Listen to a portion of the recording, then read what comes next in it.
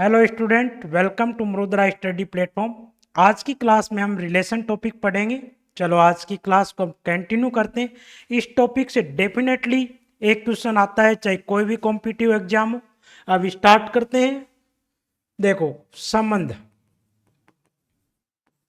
यानी रिलेशन। संबंध होता क्या है, सबसे पहले इसके बारे में जानते हैं। देखो, समुच्चय ए से बी पर परिभाषित संबंध आर ए क्रॉस बी का उपसमुच्चय होता है।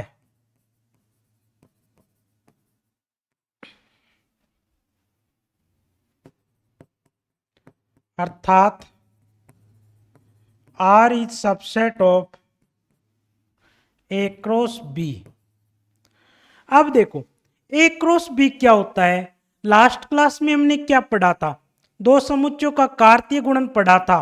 तो उसमें क्या सीखा था, दो समुच्चयों का कार्तीय गुणनफल किसके बराबर होता है, यानी कि कर्मित युग्मों का क्या होता है, वो एक समुच्चय होता है। और जहां पे कर्मित युग्म के रूप में जो x होता है वो समुच्चय a से संबंधित होता है, और जो y होता है कर्मित युग्म के रूप में जो समुच्चय b से संबंधित होता है। अब मान लो कोई एक एग्जाम्पल के थ्रू हम समझते हैं। एग्जाम्पल में आपको सेट ए में एलिमेंट 1 2 गिवन है, और सेट बी में एलिमेंट आपको क्या है 3 4 गिवन है। अब आप इसका कार्टेशियन प्रोडक्ट करोगे तो कार्टेशियन प्रोडक्ट क्या हो जाएगा, 1 3 1 4 2 3 2 4। ये क्या हो जाएगा, इसका कार्टेशियन प्रोडक्ट। अब अपनी जो संबंध की जो परिभाषा है वो क्या कहती है, संबंध आर क्या होता है, ए क्रॉस बी का उपसमुच्चय होता है। तो यानी कि इसके कितने सबसेट बन सकते हैं, जिसके जितने सबसेट बनेंगे वो ही क्या होंगे, संबंध होंगे। अब यहाँ पे देखो कितने एलिमेंट्स हैं, 4 एलिमेंट्स हैं। तो उपसमुच्चयों की संख्या बराबर क्या होता है, 2 की पावर n, यानी कि 2 की पावर 4, यानी कि कितने 16 उपसमुच्चय बन सकते हैं। तो हम इसके कितने प्रकार से संबंध बना सकते हैं, 16 प्रकार से संबंध बना सकते हैं। तो कुछ एक संबंध मैं लिख रहा हूं इसके, जैसे कि R1 बराबर, मान लो कि इसमें से हमने कोई भी अवयव नहीं लिया, तो यहाँ पे क्या हो जाएगा 5, यानी कि ये किस प्रकार का संबंध है, रिक्त संबंध। इस संबंध को हम किस नाम से जानते हैं, रिक्त संबंध। अब इसी प्रकार से आप R2 यहाँ पे एक एलिमेंट लिया, तो ये भी तो क्या है, एक संबंध है, क्योंकि ए क्रॉस बी का क्या है, सबसेट है। इसी प्रकार से R3 हम ले लेते हैं, चलो 1 3 और फिर साथ में 2 4 ले लेते हैं, ये भी क्या है, संबंध है। इसी प्रकार से हम लेते हैं R4 1 3 और यहाँ पे 1 4 2 3 और 2 4, ये भी क्या है, संबंध है। और R5 लेता हूं मैं 1 3 1 4 3 2। अब देखो ये क्या है, R1 क्या है, उपसमुच्चय है ना ए क्रॉस बी का, तो ये क्या कहलाएगा, ये ए से बी पर परिभाषित क्या होगा, संबंध होगा। क्योंकि फाई जो रिक्त समुच्चय होता है, प्रत्येक समुच्चय का क्या होता है, उपसमुच्चय होता है। इसी प्रकार से R2 भी क्या है, संबंध है, क्योंकि 1 3 इसका ए क्रॉस बी का क्या है, सबसेट है। और ये भी क्या है, सबसेट है, ये भी संबंध है। और R4 भी क्या है, सबसेट है, क्योंकि स्वयं खुद का क्या होता है, उपसमुच्चय होता है। और ये किस प्रकार का रिलेशन कहलाएगा, सार्वत्रिक संबंध कहलाएगा, यानी कि यूनिवर्सल रिलेशन। किस प्रकार का रिलेशन कहलाएगा, यूनिवर्सल रिलेशन। यदि कोई संबंध ए क्रॉस बी के बराबर आ रहा हो तो इस प्रकार का रिलेशन यूनिवर्सल रिलेशन कहलाता है। और R5 बताओ क्या ए क्रॉस बी का सबसेट है, देखो 1 3 है 1 4 है, लेकिन यहाँ पे 3 2 आया है, वो तो इसमें नहीं है, तो ये दिया गया संबंध नहीं है, R5 संबंध नहीं है। तो इसमें एग्जाम में क्वेश्चन इस डिपेंडेंट किस प्रकार से आ सकता है, आपको कोई भी 4 ऑप्शन दे देगा और पूछेगा निम्न में से कौन सा संबंध नहीं है, या इस प्रकार से भी पूछ सकता है निम्न में से कौन सा संबंध है। ठीक है, अब देखो आगे। अब यहां से आप एक बात और सीख सकते हो, ए से बी में परिभाषित कुल संबंधों की संख्या कितनी होगी? भाई संबंध होता क्या है? उपसमुच्चयों की संख्या ही तो होती है। देखो कहा है आर क्या होता है? ए क्रॉस बी का उपसमुच्चय होता है। तो यानी कि ए क्रॉस बी के जो जितने भी उपसमुच्चय बनेंगे वो क्या बनेंगे? संबंध बनाएंगे। तो संबंधों की संख्या यहाँ से आप निकाल सकते हो। अब यहाँ पे देखो हमने कितना ए क्रॉस बी के कितने उपसमुच्चय बनेंगे? 16 उपसमुच्चय बनेंगे। तो हम कितने प्रकार से संबंध बना सकते हैं? 16 प्रकार से संबंध बना सकते हैं। तो एक आगे नोट लिखो, नोट में लिखो समुच्चय ए से समुच्चय बी पर परिभाषित कुल संबंधों की संख्या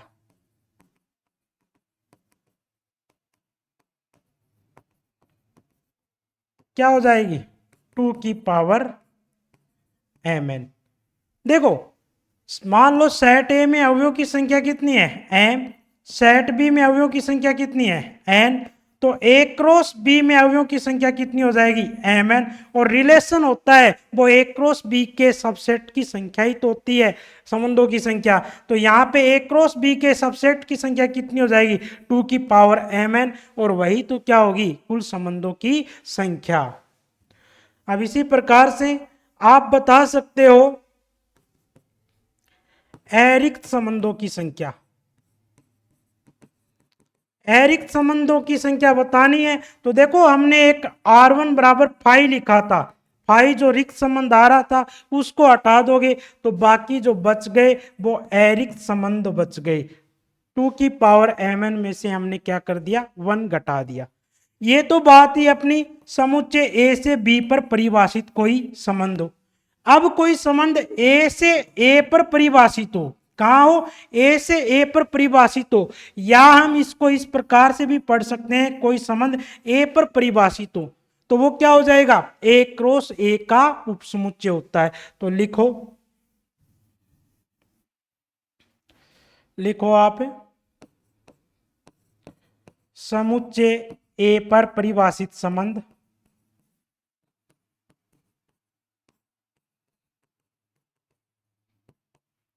आर ए क्रॉस ए का उपसमुच्चय होता है।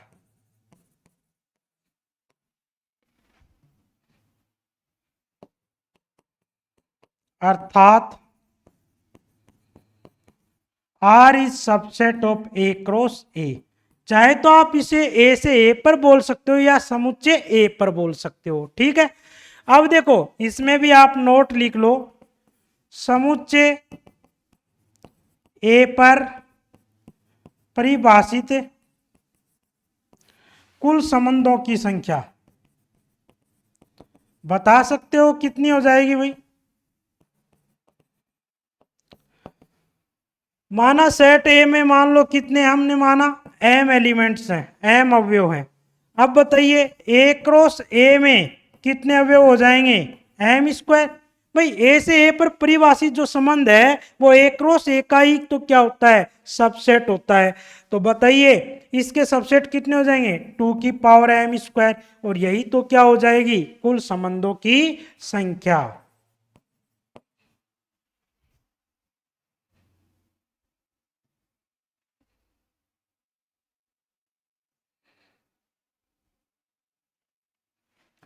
अब इसी प्रकार से इसमें लिख लो,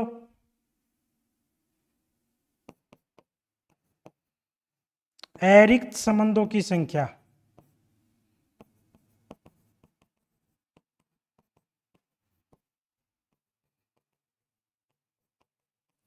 टू की पावर m स्क्वायर में से एक घटा दोगे जो रिक्त आता है वो।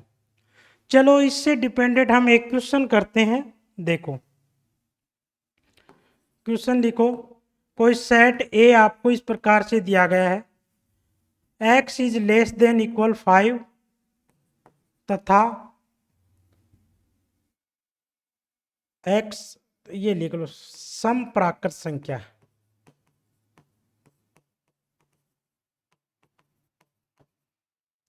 बी आपको देर का कोई सेट इस प्रकार से x एक 10 से छोटी अभाज्य संख्या प्राइम नंबर अभाज्य संख्या है। देखो तब आपको क्या बताना है, बताइए ए से बी पर परिभाषित कुल अरिक्त संबंधों की संख्या।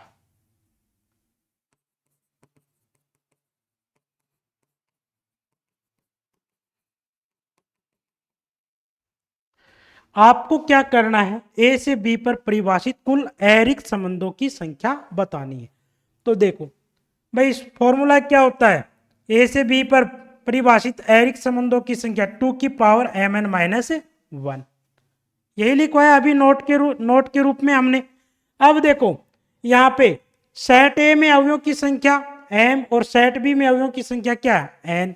देखो या तो ये ऐसे निकाल लो, वैसे भी देखो कितना हो जाएगा, सेट ए में x क्या है 5 से कम तथा 5 के बराबर सम प्राकृत संख्या है, तो बताओ क्या क्या हो जाएगी 2 और 4। सेट बी क्या हो जाएगा भाई 10 से छोटी अभाज्य संख्या है, 10 से छोटी अभाज्य संख्या 2 3 5 7। अब देखो यहां पे सेट ए में अवयवों की संख्या कितनी है 2, सेट बी में अवयवों की संख्या कितनी है 4। अब देखो सेट यानी कि ए क्रॉस बी में अवयवों की संख्या कितनी हो जाएगी 8, क्योंकि ए से बी पर परिभाषित जो संबंध होते हैं वो ए क्रॉस बी के उपसमुच्चयों की संख्या के बराबरी तो होते हैं, या आप 2 की पावर mn से लिख सकते हो। यहाँ पे क्या हो जाएगा 2 की पावर mn माइनस 1 कौन सा हमें पूछा अरिक्त संबंधों की संख्या, जो रिक्त आता है उसको घटा दिया, तो ये 2 की पावर mn से यानी 2 की पावर 8 माइनस 1 लिख लेना आप इसको कैलकुलेट करके, ठीक है। तो यहां से आप कर सकते हो। ये अगली हेडिंग डालो आप, प्रांत तथा परिसर। प्रांत तथा परिसर, डोमेन तथा डोमेन एंड रेंज।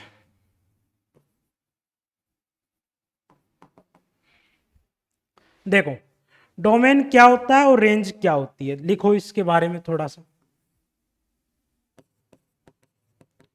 संबंध आर के समुच्चय के क्रमित युग्मों ऑर्डर पेयर्स, क्रमित युग्मों के प्रथम अवयवों का समुच्चय प्रांत डोमेन तथा द्वितीय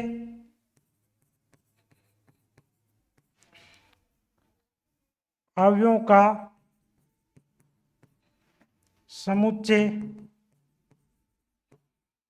परिसर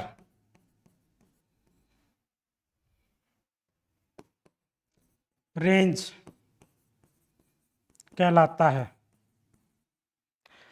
देखो प्रांत होता क्या है, जो क्रमित युग्मों का जो समुच्चय आपको दे रखा है, संबंध में दे रखा है, उसका जो फर्स्ट एलिमेंटों का जो समुच्चय होता है वो तो प्रांत कहलाएगा, और द्वितीय अवयवों का समुच्चय वो क्या कहलाएगा परिसर।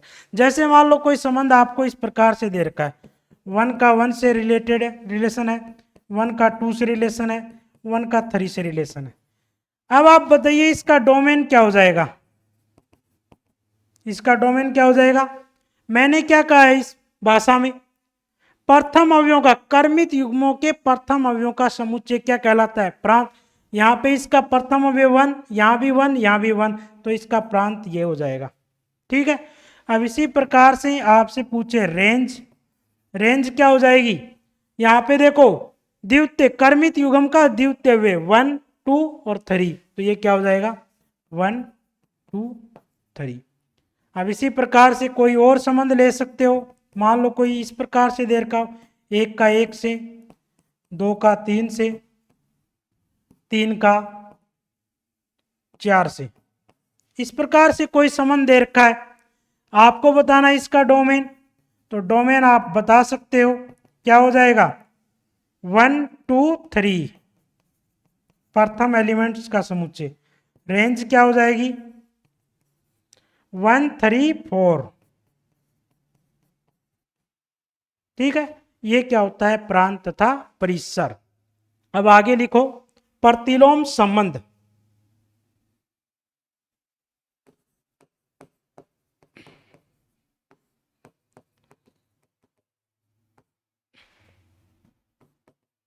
इनवर्स रिलेशन,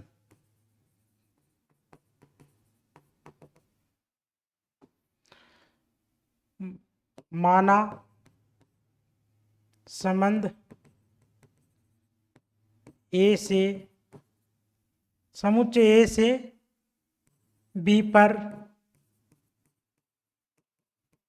परिभाषित है तो इसका प्रतिलोम संबंध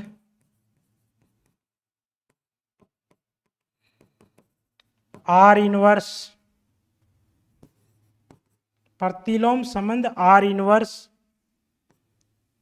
बी से, समुच्चय बी से ए पर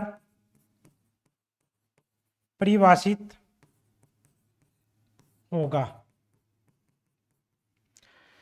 ठीक है, जैसे मान लो कोई संबंध आर है और इसमें देखो कोई संबंध आर है वो ए से बी पर परिभाषित है, इसके एलिमेंट जो एक्स वाई है such that X is belongs to A तथा Y is belongs to B.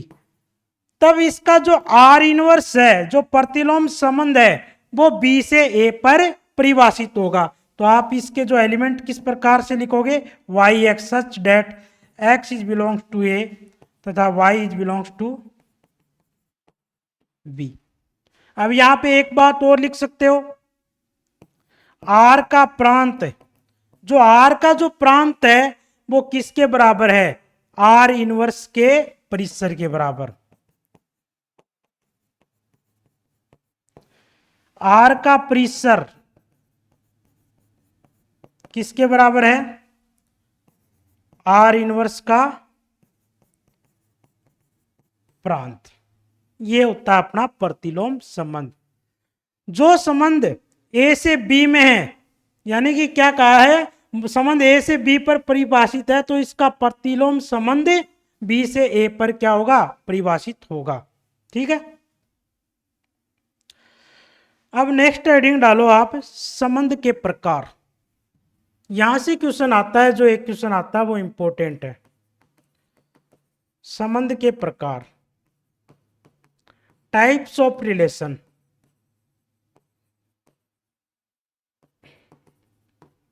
हम कितने प्रकार के संबंध पढ़ेंगे देखो, एक पढ़ेंगे हम समतुल्य संबंध,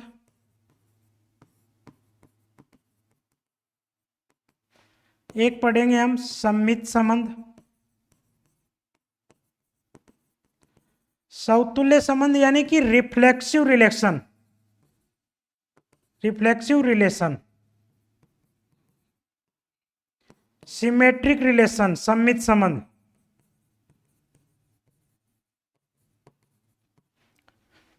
एक पढ़ेंगे हम प्रतिसम्मित संबंध,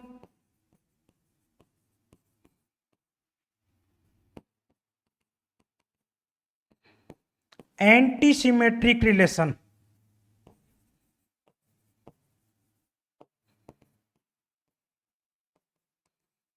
एक पढ़ेंगे हम असम्मित संबंध,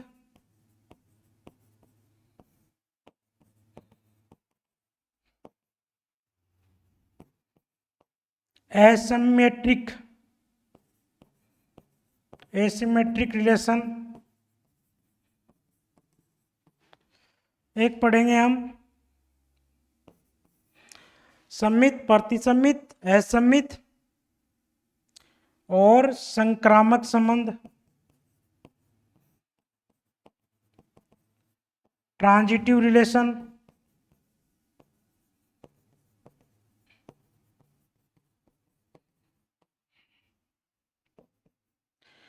एक पढ़ेंगे हम आंशिक क्रम संबंध।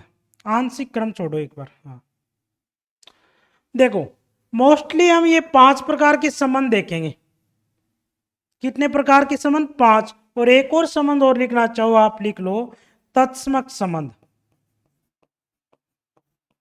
Identity relation.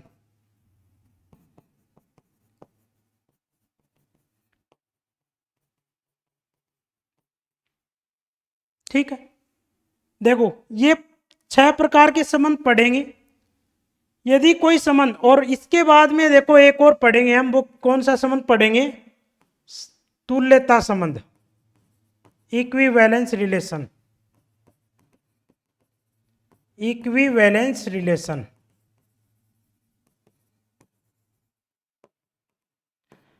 और एक पढ़ेंगे ये आंशिक क्रम संबंध।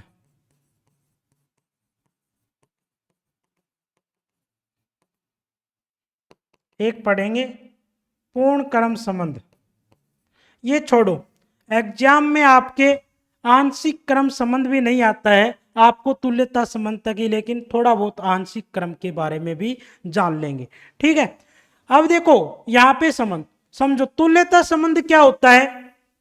यदि कोई संबंध समतुल्य हो, सममित हो और साथ में क्या हो? संक्रामक हो, तो दिया गया संबंध क्या हो? तुल्यता संबंध। तो देखो यहां पे आप लिख सकते हो आगे, तुल्यता संबंध कब होगा? इक्विवेलेंस रिलेशन कब होगा? दिया गया संबंध क्या हो? समतुल्य हो। दिया गया संबंध क्या हो? सममित हो। और दिया गया संबंध क्या हो? संक्रामक हो। इक्विवेलेंस रिलेशन कब होगा? जब दिया गया संबंध रिफ्लेक्सिव हो, दिया गया संबंध सिमेट्रिक हो, और दिया गया संबंध क्या हो? ट्रांजिटिव हो। इनमें से किसी भी एक केस में फेल हो गया तो दिया गया संबंध इक्विवेलेंस रिलेशन अर्थात तुल्यता संबंध नहीं होगा। ठीक है, तो तुल्यता संबंध होने के लिए क्या होना चाहिए? इन तीनों में पास होना चाहिए। दिया गया रिलेशन समतुल्य भी होना चाहिए, और सिमेट्रिक भी होना चाहिए, और ट्रांजिटिव भी होना चाहिए। अब एक और पढ़ा था हमने, आंशिक क्रम संबंध। आंशिक क्रम संबंध, पार्शियल ऑर्डर रिलेशन, क्या होना चाहिए? दिया गया संबंध समतुल्य होना चाहिए, और प्रतिसम्मित होना चाहिए, और संक्रामक होना चाहिए।